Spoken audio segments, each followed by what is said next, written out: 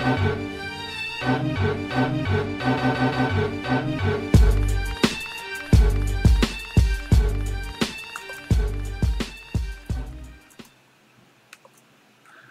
what's up, and welcome to episode 89 of Throwback Hoops. My name is Rob Clayton, and joining me today is a very special guest who I'll introduce very shortly.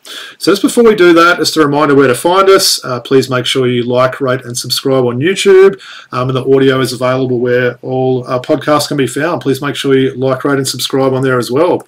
All right, well, you may notice it's a little bit different this week. Regular co-host Woody is absent and overseas, so it is my absolute pleasure today to welcome guest host Jacinta Govind. Squins, thanks so much for joining me and filling in for Woods this week. Oh, absolute pleasure. Thanks for thinking of me as one of the handful of people to fill in for Woody while he's away. I was talking up a big game at Woody's 40th on the weekend that I was going to do a rap in his place, but I got a bit of stage fright, if I'm honest with you. No, fair enough. Well, I should mention as well, people will obviously be familiar with you. You do a whole heap of things in the hoops community, and this is the third time we've had you on our show, I think, as well. So just a regular now, so it's not even like a special guest. It's just like a friend coming on the show. So, well, we might start with what you just mentioned first, right? The party event of the century, Woody's 40th birthday. So we had the pleasure of attending that on Saturday night. I think we both made it okay. We've had a few days to recover, but yeah, how was the night for you? It was really good. It was so interesting that the dress code, as people would expect, was wearing a sporting jersey, and the majority being basketball, but there were a lot of other sports there, which was pretty cool. There was even a Ferrari uniform. I thought that was pretty sweet.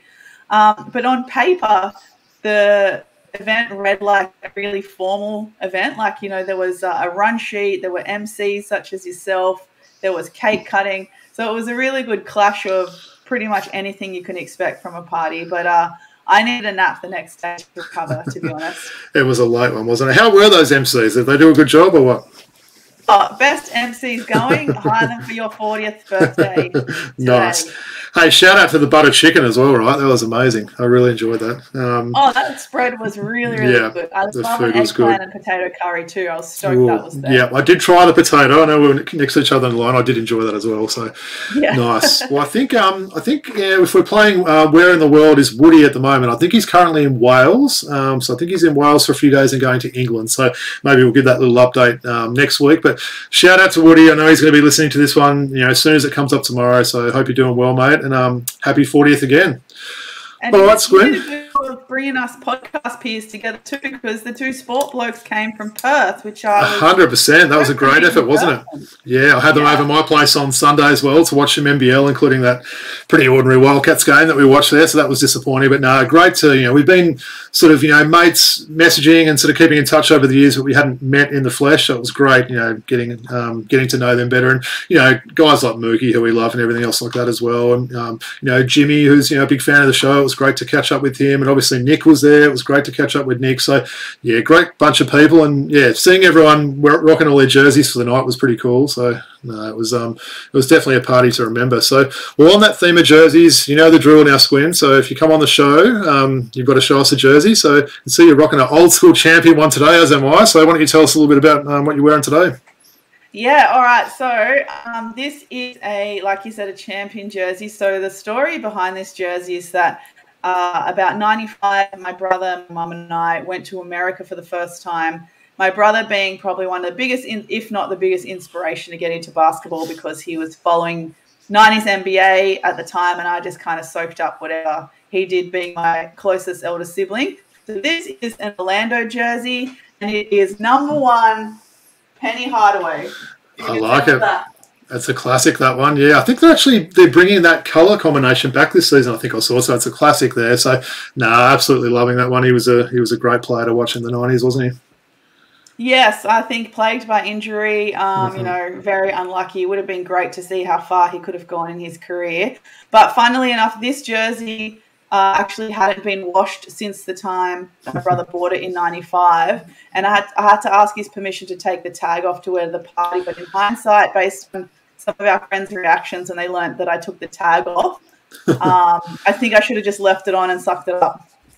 Well, it's looking in great condition. You can tell it's been obviously well looked after there. So, Really appreciate that one. Well, I'll show you my one. So I just said to you before we started recording, episode 89, and we've never featured a Michael Jordan jersey. So pretty remarkable, really. We've gone, we like showing the obscure players on this one, but I thought I'd change that today. I thought it was time that we brought out a couple of Jordans. So as I like to do every week, I've got the double jersey, and it's a Michael Jordan double. So hanging over my shoulder there is a Michael Jordan White Wizards Nike jersey. So those that know my love for jerseys, that's probably my favourite era and brand of jerseys. It's those Nike jerseys that were around in probably the mid to, or probably the late late 90s to early noughties. Really good feel to them, very good quality and very well made. So I've got a bit of a stash of those, and yeah, they're probably my favourite ones to wear. So that's obviously his Wizards one there, which, he still had some pretty good days. We were talking last week, Swin, he was one of, I think, 5 players to average 20 points in his last ever season. He actually got that, I believe, on free throws in the last minute of his last game. They pretty much fouled him intentionally, and that meant that he was going to have an actual average for the season of 20. So that was a pretty cool story there. So I'll stand up and show you the one I'm wearing. So it's actually a super rare one, this one. So I'll just stand up and show you that one, and then I'll maybe talk a little bit why it's so rare.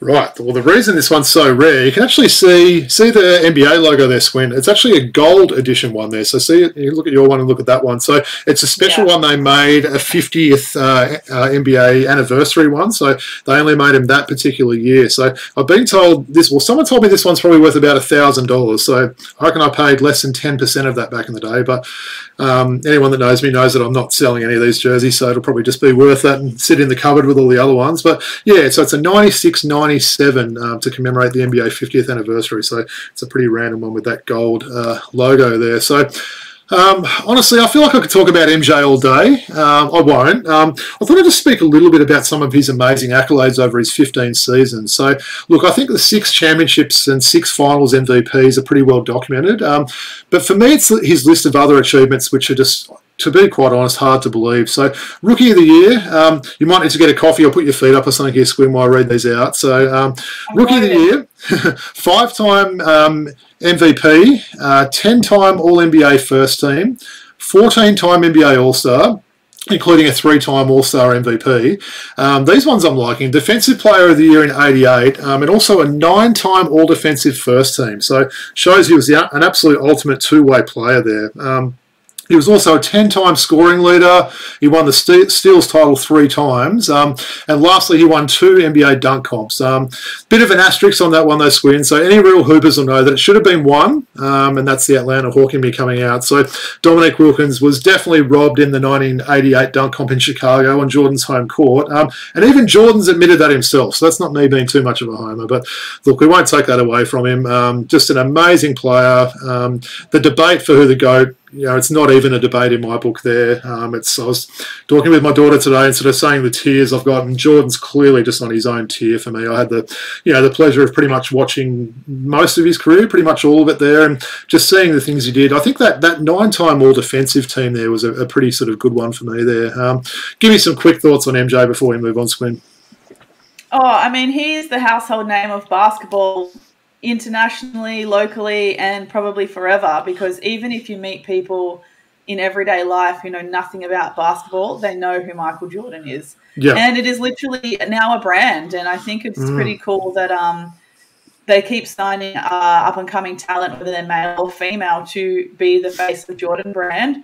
One of the most recent signings being Steph Dolson, who's the backup center for the New York Liberty, who we're going to talk about a little later. Yeah. She joined the family of Jordan brand. Very cool. No, it's a good fact there. And you're right, his name just sort of continues on. I think if anyone hasn't seen that Air movie, that was a really good sort of watch there. But yeah, I think, especially for some of the younger people that watch and follow the show there, get on YouTube, look at some of those highlights and some of those, docos and stuff that are out about him, and just, an amazing player to watch. And yeah, it's an honour to sort of, show his jerseys today. And as I said, 89 shows, and the first time we've shown Jordan. So you certainly can't accuse us of just showing all the, the main players when we do this. But All right, well, appreciate that, Squin. The double champion jerseys, so the Penny Hardaway and the Michael Jordan. So, yeah, I'm loving that. They almost look matching. Like, you can tell they're the same fabric, the same trim, the same 100%. Print, everything. Well, they're probably about the same year. You said like mid-90s, didn't you, for your one? So that's probably a similar or even 1 year difference between them. So I know they changed in different countries where they made them. So you probably find these ones were made in the same place because they are looking pretty similar. So, yeah. All right, awesome. Well, all right, we might kick into the show today and we'll talk a little bit of NBL. So obviously round 1 is in the books and obviously we're going to do a little bit of a preview on round 2 there. But look, I know we were both at Woody's 40th birthday party on Saturday there, Squin, so probably both didn't see that many games that night, if at all. But did you get a chance to check out any of the games, from the round 1? And were there any teams or players or anything that impressed you across that round? So, yeah, to be honest, because of Woody's party and a couple other things, I only got to see bits and pieces. When I went on the NBL website, I wanted to watch some of the highlights and some of the condensed games that they offer on the website. But now you need a login. So I created a login and then I wouldn't use the login and it sent me in this kind of forever loop of creating an account. So I didn't get a chance to watch even the highlights on the website. So hopefully that will start working a little bit better. But the main positive points from round 1 for me was that some of the new imports in particular made an immediate impact because as we know, whether it's NBL, WNBL, we've got to allow some time for the imports to adjust to the different playing style into the league to expect them to be, scoring any plus points a game as they're kind of paid to do. So I think people like Jordan Usher made a great impression. Jalen Adams was back finding his form again back in the NBL. But I think another good point was the Kings' investment in Kawat Noi and Galloway. They were coming up with some big numbers. Great to see the Kings really looking like they're not really missing a step, considering they have a pretty different-ish roster, but a totally different coach. And shout out to Fleur for being the lead assistant as well for this season. Big shout out to Fleur. I think question I had was that Melbourne came away with 2-0 for the opening round, which is great, but was it luck and is it sustainable? Yep. The other point was that it was great to see Phoenix, Southeast Melbourne Phoenix turn it around and go 1-1 for the opening weekend. I wouldn't say it was that great, but it was good for them. Yeah, it was good for them, but I feel like Perth had a rough trot because they also opened round 1 with a double header. Home and away, and especially being from Perth, that's always going to be a tough way to open the season. For sure. Well, I think after a few drinks at Woody's party, I was talking up Jordan Usher for being MVP after that great effort he put in on Friday. He wasn't so good in that second leg on Sunday, but to be honest, no one was really that good for the Wildcats. I'm not sure whether it was a little bit of fatigue in that game, making their road trip over there, but yeah, the second half was pretty concerning, actually. I'm just going to sort of throw that one away, sort of thing, and hopefully they can bounce back against Adelaide. But one you mentioned there, United starting 2-0 there, Squin. So yeah, a little bit interesting. I watched the whole of that game against Adelaide with the Sports Blokes, so shout out to them on Sunday. Adelaide were really in that game for a lot of the contests, and that was a team that most people have picked to be the wooden spoon there. Shea Illia, not sure if you're across his stats, but over 2 games, 2 of 20 from the field. So I was never that great at maths, but I think that might be, say, 10%. But yeah, shooting 10% so far, so Shea Illia there. So he'll need to sort of bounce back a little bit there. Delhi's looking pretty good. I like the depth they've got on that team as well. But yeah, started off 2-0. You mentioned the Kings. They were certainly impressive there. DJ Hogue still to come back. The other one that stood out a little bit for me was Brisbane. Now, look, they didn't have a great opponent possibly playing Adelaide, but I like the look of that Brisbane team there. Bainesy looks like he's back in that form that he was in potentially, prior to that bad neck injury he had a few years ago. Just like the look of that Brisbane team there. So they could be one to watch this year. They certainly will be pushing for that play-in spot, I believe, there. So, it was interesting that you mentioned that because I didn't have a lot of nice things to say about that Brisbane-Adelaide game. No, it wasn't the best game. It wasn't, was it? No. To be honest, there was a few games that were a little bit... I didn't really love the Thursday night game. I actually didn't mind Scottie Pippen talking for a whole quarter because actually the the contest wasn't a great one in the third quarter. I think maybe just a little bit of rust for all the teams there, and sort of getting used to some of these new rosters.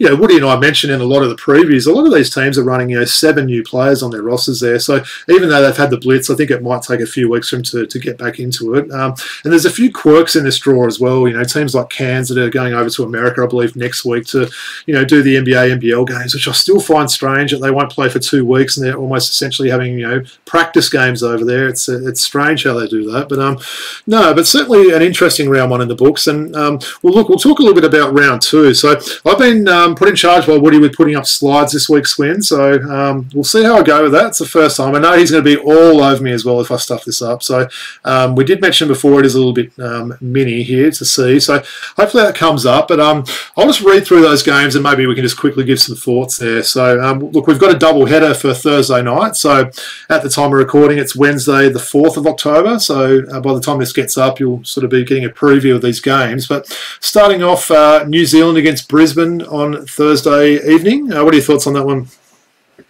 Oh, New Zealand in the bag. Just going back to that Brisbane-Adelaide game, I think you're right. Brisbane have a lot of really positive pieces. They just need to put the pieces well together. Yep. They had to rely on Sobey to really rescue them to make sure that they won that game. I felt like Isaac White was trying a little bit too hard, not letting the game come to him, which was to everyone's detriment, unfortunately. But that game, there were parts of it where it looked like the bottom of the table clash in round 1. And fair. But I think Breakers are going to take the Bullets pretty easy. Yeah, no, I'll agree with you with that one. Well, as I mentioned, probably a pretty rare doubleheader on a Thursday night. So we've got Cairns taking on Southeast Melbourne. So got to admit, I didn't really see a whole lot of Cairns in round 1. I think they were one of those Saturday games. But, it's an interesting game, that one. I'm probably going to say Southeast Melbourne. I am quite high on them. I did say that at the start of the season. They've obviously come out 1-1. What are your thoughts? Do you reckon Cairns could potentially get that one? Or? It's a big question mark for Cairns because they had 3 of their main players, including, McCall was out for round 1. So big question mark whether they have a full roster. Yep. I think if they have a full roster, it's going to be a close contest. But given Melbourne have already started to cut their teeth in round 1, going 1-1, including the win over Perth, I think Phoenix will have an edge. And a shout out to former NBL 1 East player AK Gak as well. So I got mocked a little bit for Serve, saying that he might be a player to get on your fantasy team and everything like that this year. He was really good in that first game there, so it'll be interesting to see if he continues that there or whether he's just filling a space with these injured players. So, well, look, Friday night, this could potentially be the game of the round. There is a few good ones, but we've got Tasmania taking on Sydney. 2 teams have really built up a little bit of a rivalry, haven't they, in these last couple of seasons there. So I'll throw to you that one first, Squin. What are your thoughts on that, Tassie against Sydney? Yeah, the narrative about the rivalry between Tasmania and Sydney is pretty funny because they try and drum it up between the Hawks and the Kings as well, which makes more sense to me geographically. This one will be really, really close as well, I think. It will be a big statement if Kings can get a win at home straight away. But I think I'm going to tip the Kings for this one. Yeah, it's certainly going to be a good one. I know Tassie's one of those few teams on a double this week. Look, they really pushed the Wildcats last Friday. I think the Wildcats were up nearly double figures in the last quarter. Tassie got it back to 1 point. Milton Doyle was just amazing there. He just had the ball in his hands and just made things happen there. So I really like the look of Doyle in his second season.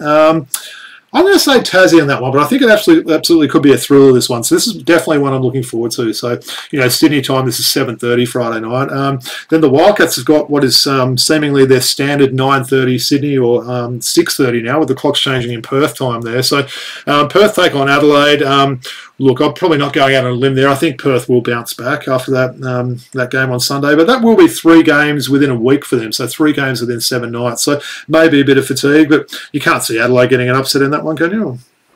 No, Adelaide having to travel, they looked very disorganised against Brisbane. I can't see anyone being able to accurately guard Cotton or Usher. So Perth are going to win this by at least 20.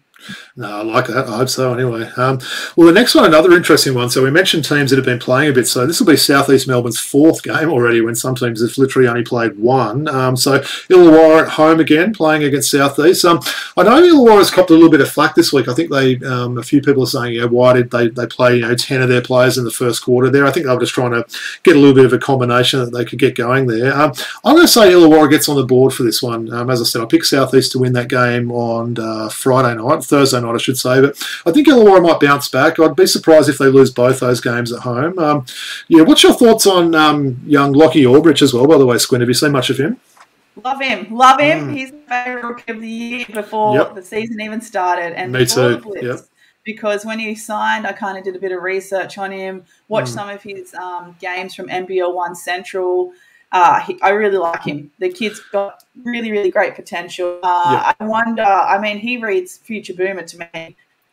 100%. Well, potentially future NBA player as well. If he shows this trajectory, at age 19, just some of the skills he's got and everything else like that. So, no, I'm really looking forward to see him. That was a really big signing for Illawarra, I think, there, and one that really sort of got away from the 36ers a bit, I think, there. So I think that could be a pretty decent game, actually, on Saturday evening there. I think the Hawks will get up on this game as well. And because Phoenix this week, fourth game in 2 weeks, and for round 2, they're playing 2 games away. Yeah, that's true. From Kent to Wollongong. So that's still a decent journey. I think the Hawks will get up. I think this game's going to be probably a lot closer matchup as well. Yeah. They're a matchup on paper compared to some of the other games. And, I think Hawkies will get this. What I like about the Hawks is that they're all still super young, and they're kind of building a little bit of a dynasty. If they keep some of these young players in Greeter, Bowling, Ulrich, for a long time, they could potentially be really, really great in years to come.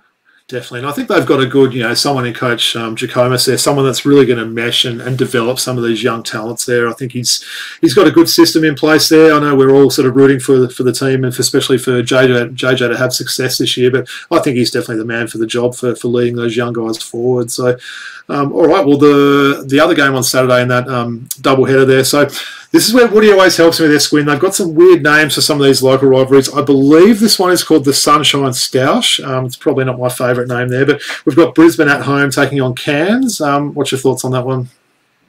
Because this is going to be Cairns' second game for the round 2. They don't have to travel as far, but Phoenix might take it out of them. But I think I'm going to go with Cairns. I'm still going to go with Cairns on this one. I haven't seen enough of Brisbane to convince me otherwise yet. I'll say Brisbane in a close one, but no, it certainly wouldn't surprise me to see Cairns get up in that one. There's certainly a few more games this week. Injuries for Cairns, though. Yeah, that's true. That's true. Yeah, it's not what you want from the first 2 weeks of the season, is it, to have 3 your core sort of players out there? But we'll see how that one goes. But then we go to the last 2 games. So I'm liking the way the NBL's doing it this year. They've got sort of games in similar time slots. If you look at it, exactly the same sort of times of games on Friday, Saturday night, Sunday afternoon. I think that's a good thing, though, right, Swin? Because sometimes you change it around and people are like, is there a game on now? What time's the game on? But, getting that 2 o'clock and 4 o'clock games on Sunday, I think is a good idea. We've got an absolute cracker to start off Sunday as well. So Melbourne United taking on Tassie. Again, both teams, certainly expected to be right up there this season. I'm going to say Melbourne. I do really like that roster, and it's probably not going out on a limb there with all the talent they've got, but it'll be interesting to see how, Tassie will really have a big emotional game against Sydney on Friday. But, yeah, what are your thoughts on that Melbourne and Tassie game? I think I'm going to tip the Jackies for this one. I think they're going to try and find a second win after their game against the Kings to get a win away. And I'm really keen to see the matchup between Jack McVeigh and Luke Travers. I think that's good call. Very interesting. Milton Doyle, I think, I'm not too sure who on Melbourne will be able to contain him 100%, but I do know that Melbourne, led by Ellie, has a pretty strong defensive edge as well. But I want Jackies to win this one. I really want. Speaking of Melbourne, I really miss Jack White as well. 100%. Yeah, I wonder if seeing him play. Yeah, I wonder if he'll be another one of those players that returns back to the team. We've seen, JLA coming back, Delhi coming back, but yeah, shout out to Jack White. And you mentioned Luke Travers there as well. He looks super impressive in those first 2 games. It feels like he's added a few extra things to his game. He's moving really well. The shot's looking a lot better. It doesn't sort of have that, broken sort of, sort of the way he follows through with the shot. And his defense has just gone up another level as well. So it'll be interesting. I said to a couple of the boys on the weekend, if he continues playing like this, he might get a call up, by Cleveland in the NBA this season. So, which would be exciting to see there. Well, look, we're down to one last game. I think I know who we both might pick for this one, but I'll ask you anyway. So we've got Kings having their first home game for the season, taking on the 36ers. What do you reckon, Sydney by quite a bit? Sydney by at least 20. I read it. So does that mean you're tipping Adelaide to lose both games by 20? Yeah, sorry guys. And I don't particularly like doing predictions and stuff, but not because I don't want to be proven wrong, because I don't care, because everyone's wrong at some stage of their life, right? It's mostly because I feel like I'm going to jinx the team that I'm supporting. So that's my hesitation. But Adelaide got Perth, great team, and Sydney, great team. Both teams with lots of firepower. Adelaide, tough double. It is a tough double, especially away. And someone tweeted today on another thread talking about, I think it was in response to what Olgun was saying on Overtime about the perhaps disputes and discrepancies of ideas between the coach and the administration for what Adelaide need. Yeah, it was interesting, wasn't it? How Adelaide, they're very easy to guard, and I thought that was a really good observation. They did look very easy to guard against Brisbane. They didn't look like they really knew what they were doing in the half-court offense, but give them a week, I'm sure, being the professional team that they are, I'm sure we'll see a lot of changes, but I still think Sydney will win.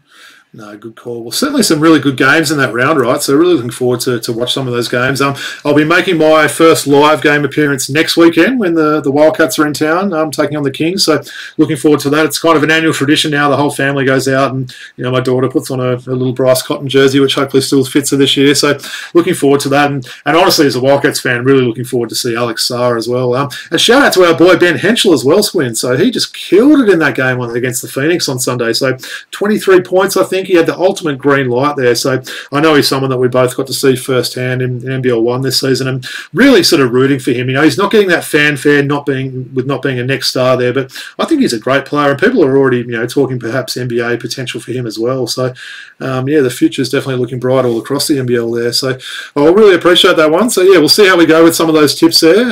As I said, there's a lot of blockbuster games to really follow there, which is going to be exciting. So all right, the next part, Squin. I know you've been looking forward to this part, right? So we're going to talk a little bit of WNBA, and obviously a lot going on in the WNBA at the moment. So I thought we might start off though. Look, it happened last week, but we can still talk about it. The MVP race. So it was really close, wasn't it? For those that haven't seen, Breanna Stewart was the MVP. Her first MVP since 2018, and it was a really close race, wasn't it? Stewart edging out Alyssa Thomas and Aja Wilson. I thought it was interesting that Thomas actually had the most first place votes. What were your thoughts on Stewart getting the MVP, and do you feel like the voters got it right?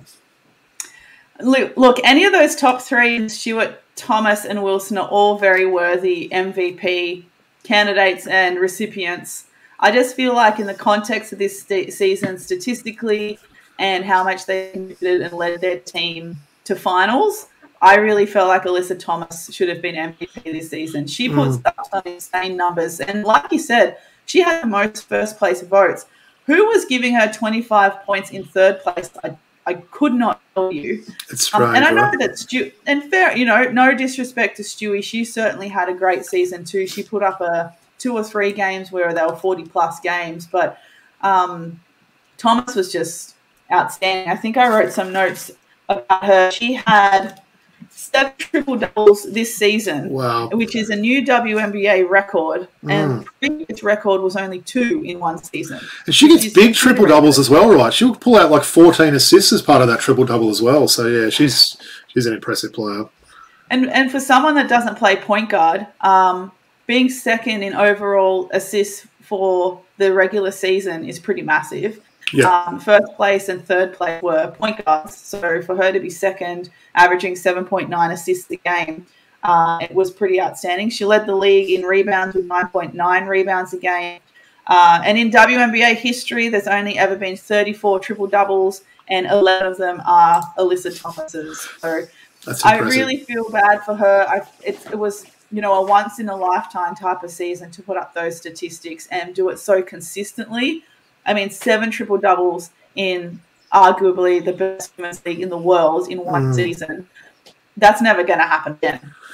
No, it's a great call there. And I think it's strange as well. I don't recall in any NBA MVP votings where the first place voter has not won it there. So I'm not sure if it's one of those ones where the votes come out and we can look at who to name and shame. I know sometimes, and that's the problem with some of these awards, right? Some of these people, they don't care too much when they've got a ballot there, and they should care, because these things are, it goes down in history, and that, people's, financial livelihood and all those other things can depend on things like this, having that in your resume. So, yeah, but I think, look, it was a very close race, wasn't it? I was actually thinking, when I knew it was going to be announced the next day, I thought, I reckon Aja Wilson might just get it. So, I mean, I was completely wrong with that one. But I think all three of them probably had a right to earn that there. So, no, well, shout out to Brianna Stewart for getting that there. And, well, the finals are starting this week, right? So I believe it's Monday our time, I think. And look, I think we're getting that matchup that everyone wanted from the season. Certainly what I was looking forward to there, with Las Vegas taking on New York. A lot of people saying this is the final series that they wanted there. So give me some thoughts. Who you're picking? What are your thoughts on this final series? I mean, usually if I go into a very tightly contested final series like this, I mean, the last time I feel like I did this was for Manly Warringah Sea Eagles and North Bears in the NBL 1 East Women's Final. That was just too close to call. Similar situation. In the regular season, these two teams played each other 4 times in the regular season, and they went 2-2 each. So just start your storyline there. But then they played a 5th time for the Commissioner's Cup, and that's when New York won pretty convincingly in that game, and that was the first time they won the Commissioner's Cup too. The thing that really interests me about this matchup is, like you said, it is the matchup that we wanted and probably expected, considering both of these teams are considered super teams this season. Yeah. But just so many storylines in this matchup. So, for example, it's the first time in a long time 2 former WNBA players, head coaching the final series in Becky Hammond, the Las Vegas Aces coach, and Sandy Brondello, the New York Liberty coach. Yep. What goes even further in that storyline is that Sandy Brondello actually coached Becky Hammond when she was an assistant with the San Antonio team that moved to Las Vegas, that are now the Aces. That's very random, isn't it? Yeah. I know. It's just so many lines like that. I mean, the Aces are defending WNBA champs, and Aja Wilson didn't just win Defensive Player of the Year, so they've got that up their sleeve. They've already got the winning culture of winning, the championship last season with a very similar roster, whereas the New York Liberty have a pretty brand new roster, and they obviously still do have a lot of firepower, getting Stewie and Vandersloot in the free agency. Yeah. And Jonquel Jones as well, because Jonquel used to play for Connecticut Sun. Yeah. So getting those 3 in one team is great, and it's great they've been able to gel so far. But I was reading a great article today where they interviewed Courtney Vandersloot, the point guard for New York Liberty, and she said that this is a whole other season.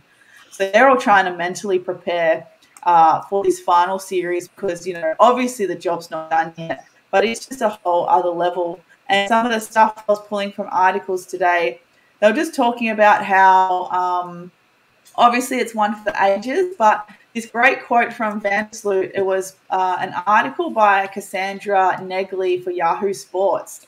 And Vandersloot says, the things that we're doing in the regular season, they don't necessarily translate into the final series. So you have to do something different, and you have to do something better in all aspects. That sounds super simple, but it's so true, because by the time you get to this stage with this caliber of players, they're going to have everything. They're going to know everything about you. They're going to know which ankle you strap first. They're going to know how many times you bounce the ball at a free throw. They're going to know what your pre-match meal is. You're going to have to find something different and something out of the ordinary and something deep down inside to get this final series done. So they're predicting that this is going to be a final series that's really going to put the WNBA on the map. They've already had an increase in viewership, peaking at 357,000, especially when these two teams play. So this series is going to be one for the ages. Yeah, really well said there, Squint. I'm really looking forward to it as well. Probably those that know me know that Lauren Nicholson's my favourite women's basketball player in the world. My second favourite, not too far behind Laura's, is Chelsea Gray. So I just love watching the way she plays there. She's one of the better one-on-one players I've seen in men's or women's basketball. Some of the moves that she's got there, I'm a big fan of Chelsea Gray. So, look, I'm probably hoping that the Aces get the repeat. Interesting, a repeat in the WNBA hasn't been done since 2002 when the Sparks went back-to-back there, which shows you how things can change around. And the one that probably did surprise me there is New York is the only original franchise to not win a title there. So there's going to be a lot of pressure on them, I think, going in there without having that title there. Look, you mentioned those 4 regular season games Squim was split. The average margin of victory was 19 points in those games, which I thought was really strange. You didn't sort of get any of those really close, potential overtime games there. I think this final series might be different. We saw in the semi-finals some pretty close games as well in the 2 series there. So I think that will continue there. I'm going to say Vegas win 3-1. I'd love to see it go the distance, but I just think having that home court advantage, and look, they really earned that, didn't they? It was pretty similar in the regular season with the records there, but they went very well to get that there. And yeah, really looking forward to watch it there. Just encourage everyone to watch these games as well. I'm someone that, this is definitely the most WNBA I've watched this year. I was in a fantasy comp and that gave me heaps more interest there. I lost in the final, so that was annoying, but I had, Aja Wilson there, so I've sort of had that real, and Chelsea Gray, so I've really followed those 2 closely this year. But yeah, it should be really good. What was your tip then? You said Aces to win, right? Oh, I think Aces are going to win, yeah. They've already got that winning experience. They've got the same core group, same coaching system as last year. As long as they shut down some of the Liberty's 3-point shooting. But I'm tipping the Aces. And another kind of fun fact that I just found in all of my notes is that this final will feature 5 former number 1 WNBA draft picks in Stuart Wilson, Chelsea Plum, Jackie Young, and Sabrina Ionescu. Yeah, that is an interesting fact, isn't it? Yeah. Well, no wonder these 2 teams are so bloody good, right? Exactly. And you know what? For us Aussie basketball fans, we've got Kayla George playing for Las Vegas Aces, and we've got Australian Opals coach Sandy Brondello is the head coach of the New York Liberty. So we've still got some Aussies in the stake. So either way, one of them's going to have a chip. That's right. Have you ever had anything to do with Sandy Brondello over the years? I was going to ask you that. I think I've only been a fan from afar. I haven't had a chance to interview her for a podcast just yet. I don't think I've actually even met her. Interesting. Considering how privileged I've been in the last 2 years to meet so many of my idols growing up. It was just over a year ago I got to go to the Opals reunion lunch during the FIBA Women's World Cup. Sit on a table with Robin Marr, Tom Marr, Michelle Timms, Rachel Spawn was there, Emily McInerney. All my favourites were there. Very cool. And it was really funny when we introduced ourselves to Tom Marr. He said, "Oh, hi, I'm Tom. I'm Robin's husband." And I was like, we know who you are. You don't need to tell me that. Yeah, we know who you are. Very cool. Also, you're not just Robin's husband. You also, the cornerstone of what the Opals are today. Like, you're a big deal. Well, look, we do have a little bit of NBA to talk. I thought I might just quickly throw one more at you. There was a big WNBL signing this week, wasn't there? Or more like a re-signing there. So the GOAT, Lauren Jackson, right? So she's back for another season. Tell us a little bit about that. She's not done yet, Robbie. No. She's not done yet. The Flyers doing a pretty cool job keeping it nice and simple to announce that LJ is returning to the WNBL season for the Flyers. I loved it. It's just a panning shot of the court, and then you catch LJ, and she's like, "I'm not done yet," and then confirms the re-signing. And you know what? That is the last official signing for the WNBL season. So, well, with the exception of the Melbourne Boomers having to replace their import, but otherwise, final signing of the WNBL season is LJ. All the rosters now complete. Yep. The Melbourne Boomers had to switch out their import last minute, and they've just announced that is it Naz Hillman is now going to be their power forward import, replacing Chantel Lavender. But yeah, LJ's back. She's been working really, really hard in the off season, overcoming, both of her feet and legs were operated on in some respect in the last 12 months. But yeah, she's back. She's a warrior, right? Do they play like a blitz style preseason in the WNBL? I know the season starts, I think it's the 1st of November, but what do they do sort of preseason wise?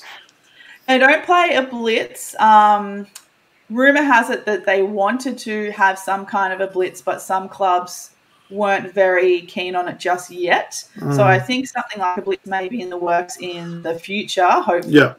But having said that, this weekend the Southside Flyers and the Melbourne Boomers will be playing a preseason game hosted by Diamond Valley in Victoria. Can't tell you what suburb that's. Obviously it's in Diamond Valley, but I can't tell you the actual venue name. It is on the Southside Flyers Instagram page, so if anyone wants to go down and check that out, for sure. So that's at least they're starting some preseason games now because it is only 4 weeks until tip off. Yeah, really looking forward to it. Hopefully get to a few games. Hopefully we can attend a game or two in person together as well, Esquin. I know Woody will be keen. I'm sure Nick will definitely be keen as well. So maybe we can go and see one of those double headers. I think that's going to be good this year, some Kings and Flames double headers, right? So it means I've got to get a new Loz Nicholson jersey. I've got her Townsville one. I've got to obviously get a Sydney one, so I'm sure that won't be an issue getting one of those. So, all right, well, good stuff there. Well, look, before we sort of wrap everything up, we do have to talk about this big NBA trade that went down, a few days ago now. So we finally saw Dame Lillard change teams. So at the end of the episode last week, Woody and I were talking, look, Toronto were being mentioned in the mix there, and I think they were quite close to getting it. But in the end, it was a trade with Milwaukee. So Dame Lillard was involved in a 3-team deal there with Portland, Milwaukee, and Phoenix. I'm not going to list all the different players that were in the trade, but obviously the main one we want to talk about is Dame Lillard. So after playing all of his career with the Blazers, is now a Milwaukee Buck. Look, they're pretty much the championship favourite now. You've got a team with Giannis and Dame there. How good do you think that duo could be there?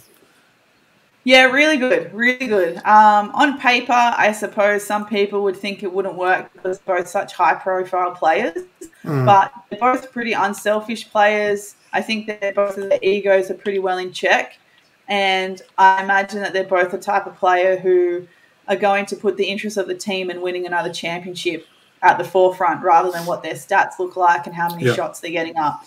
I mean, those two in a pick and roll, I imagine Dame would be able to find Giannis anywhere. Giannis is able to catch anything.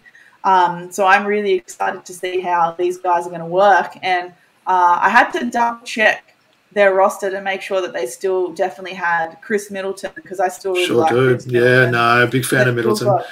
Middleton, both Lopez brothers, obviously Dame. They've now got Payne. They still got Connaughton. It's a pretty good-looking Bucks team. It's decent. They've still got a little bit of depth there, haven't they? I really like the defensive sort of lineup they've got there. Yes, they've lost Drew Holiday, but, Middleton's a very capable defender. We've seen how good Brook Lopez has been the last few years. Interestingly, Dame and Giannis both averaged 30-plus points last season, so just amazing to think they're going to have two guys with that sort of firepower on the team. And I think Dame will do whatever he can to win now, Giannis has got his title.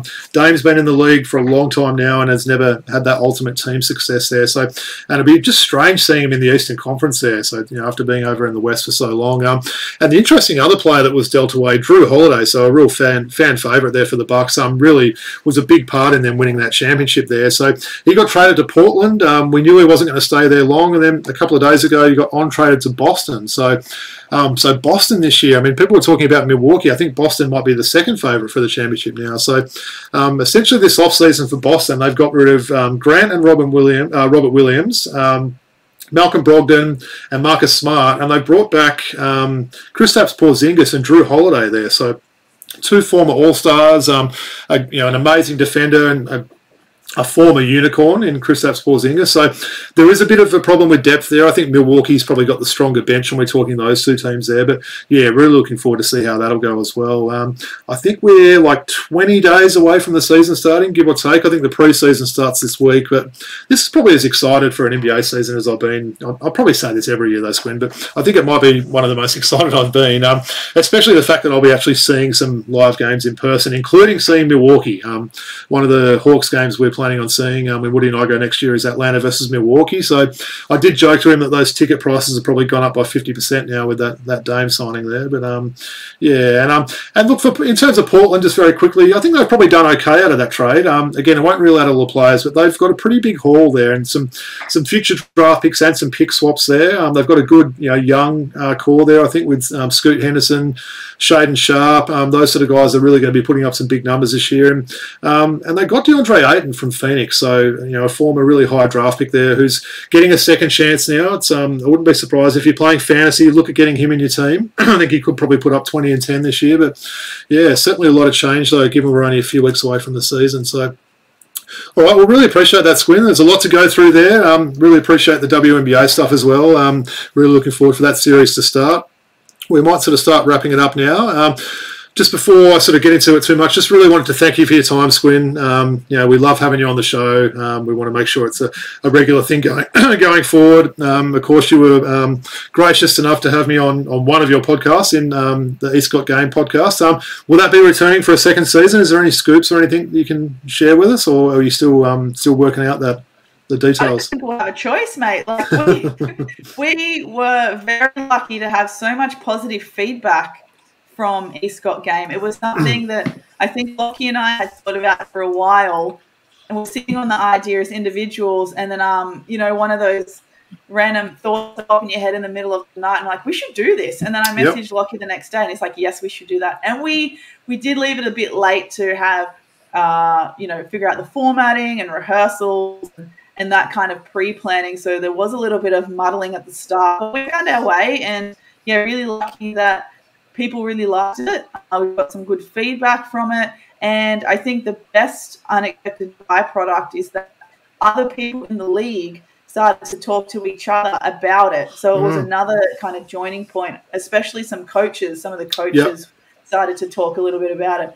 So I don't think we have a choice, Robbie. I think we have to come back. That's good to hear. I know I was telling a lot of the Hills guys and girls that, get on board and, support this podcast. And not only to support you guys, but you're going to learn a lot about the league as well. We didn't cover every team, did we, this year? I know Central Coast didn't have every team play a home game there. Same with Hills. So it was good hearing about some of those teams that we, perhaps didn't get a chance to get behind the mic and call. And hopefully we're both behind the mic again next season. Hopefully we did a good enough job. I know you definitely did, but hopefully I did a good enough job to get invited back for a season 3 in NBL 1 East. But look, just in terms of the show, though, as I said at the start of the show, really want to thank everyone for all the subscriptions, all the great feedback we get. The numbers are continuing to go up there, so couldn't do that without everyone's support there.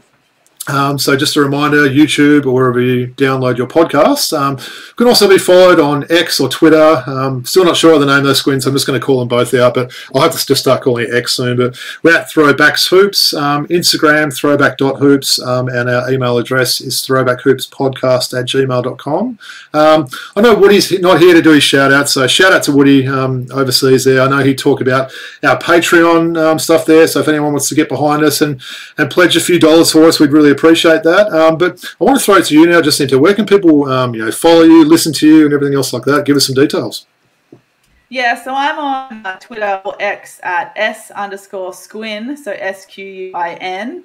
I'm on Instagram at Jacinta_Govind, so that's GOVIND. I probably spend more time on Instagram promoting the women's game, particularly Australians who are playing women's basketball, whether it's here or overseas. So if you're into that, give me a follow. I'm also a co-host of a women's basketball podcast called Shooting the Breeze. We have just recorded our 150th episode that's hopefully going to drop sometime this week. So keep an eye out for that. And the last recording that we did was also with Christy Harrower, which was awesome. She's the OG Opal's point guard. Well, not the OG, but she's very highly regarded point guard in my eyes. And as you mentioned, Robbie, I also co-host, co-create, co-produce, co-promote East Got Game, an unofficial podcast about NBL 1 East competition. Probably the one NBL 1 East competition doesn't get a lot of coverage. But like you said, Robbie, we didn't get a chance to cover everyone in season 1. It was one of those situations, being a seasonal podcast, where we tried to cover everyone, but we ended up having too many people who were willing to participate and not enough weeks. So we'll certainly try and share the love a lot more for next season. But yeah, otherwise Instagram, Twitter, Shooting the Breeze, East Got Game. I think that's pretty much all there is, I think. That's a lot. You're a busy person, that's for sure. Well, yeah, I'll certainly, just echo the sentiments there. Get behind these great podcasts that Squin's on there, Shooting the Breeze, Eastcott Game. Give her a follow there, and we'd love to have you back on for a future episode. And I'm always there if you need me for an Eastcott Game episode. You know that, so just give us a follow there. So. All right, well, just wanted to really thank everyone for tuning in. It's been a great show this week. Always our pleasure to have Jacinta on the show. I always ask Woody for a last word. Squin, have you got a last word before we sign off? I'm going to take this from another podcast, a non-basketball podcast by Brett Goldstein called Films to be Buried With. He says, he finishes every episode by saying, be excellent to each other. I like that. Well, that's way better than any of that stuff that Woody would throw up when I ask him this one. So, nice. You did well. All right. Thanks, Squin. Thanks, everyone, for joining us, and a big peace out from the Throwback Hoops crew.